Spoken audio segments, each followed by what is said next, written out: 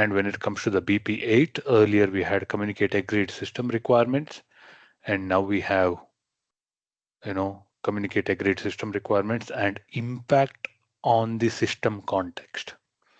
So it has been modified a bit, which means not only we are communicating the system requirements, there is also a bit of a stress on communicating the impact on this system context.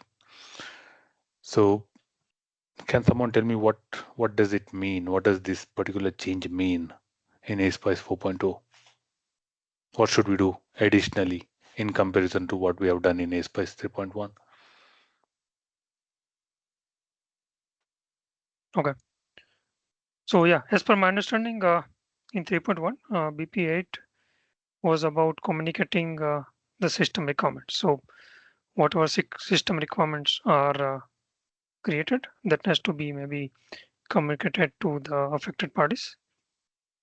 Here in 4.0, now additionally, I think maybe if the new system requirements are created or whatever parties are impacted based on these system requirements, those parties also may be communicated, like what are the impacts they have to consider on their work based on the system requirements. So yeah, I think that's my understanding.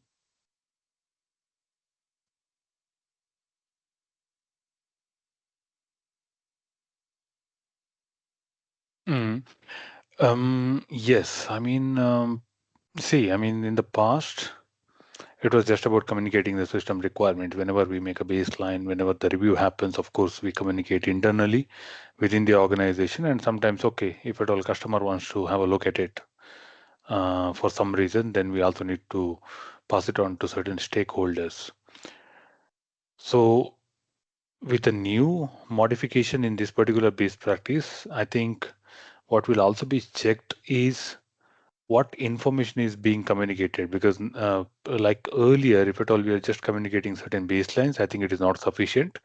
We also have to take care if there are certain, let's say critical thing which have been identified when it comes to BP4.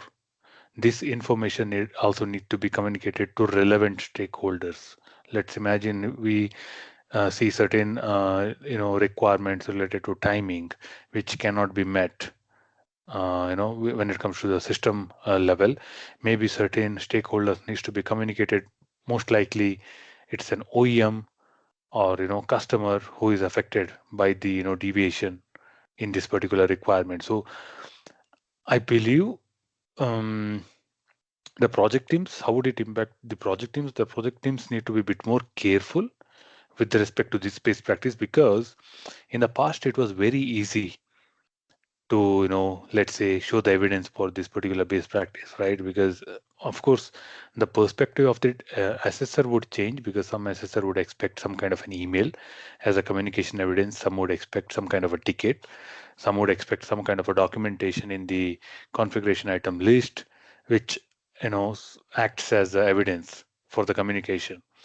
But now I think with the ASPICE 4.0, the BP6, it makes it a bit more challenging, because it's not just about communicating certain baselines.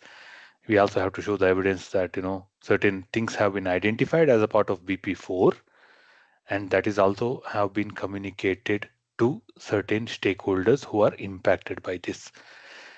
So yeah, I'm just trying to think if there can be certain examples, like the one I said, the timing requirement coming from the customer. Maybe it impacts certain change even within the organization. Maybe some software feature has to be updated or modified, or maybe some hardware functionalities are required in order to support certain requirements. Then there should also be certain evidences need to be maintained that we communicate this kind of changes actively. Yeah, because earlier the case was, I have a baseline for system requirement, I pass it on to hardware and system guys, and they will analyze and they try to derive their requirements. That time they will identify. But now with the BP6, I see that along with those baselines, you also need to communicate the critical things separately or on top. So yeah, that's my feeling.